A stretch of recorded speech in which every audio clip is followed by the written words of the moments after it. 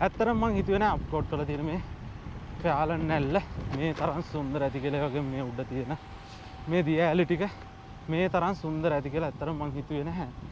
මම බලාපොරොත්තු වුණාට වැඩිය සෑහෙන ලස්සනක් මම මේ දිය ඇලි වලින් සහ මේ පරිසරයෙන් වින්දා. ඉතින් ඔයාලත් මේ පැත්තට නම් අප්කෝට් පැත්තට එනවා නම් සාමි මලේ පැත්තට නම් මේ පැත්තට ඇවිත් යන්න. ඒක මාර කලින් කිව්වා වගේ ඔයාලගේ ජීවිතේ වෙනස්ම අත්දැකීමක්. මොකද ඔයාලා හිතන්නේ නැති තරම් සුන්දරත්වයක් ලස්සනක් මේ අප්කෝට් වල තියෙනවා. ඉතින් මේ සුන්දරත්වයේ ලස්සන විඳ ගන්න නම් ඔයාලට එන්නම වෙනවා. ඉතින් මේ වීඩියෝ වලින් බලනවට වැඩිය 100,000 ගුණයකින් මේ පරිසර පද්ධතියන් හරි ලස්සනයි. මොකද තාම මේවා නොඉඳුල් පරිසර පද්ධතිය. ඒක නිසා තමයි මේ වගේ සුන්දරත්වයේ ලස්සන මේ තරම් හරි අපූර්වට තියෙන්නේ. ඉතින් ඒක නිසා ඔයාලා අනිවාර්යයෙන්ම මේ පැත්තෙත් එන්න. හැබැයි ඉතින් මේ පරිසර පද්ධතියින්ට හානියක් නම් කරන්න එපා. මේ විදිහට නොඉඳුල්වම පරිස්සම් කරගන්න කියනත් මතක් කරනවා.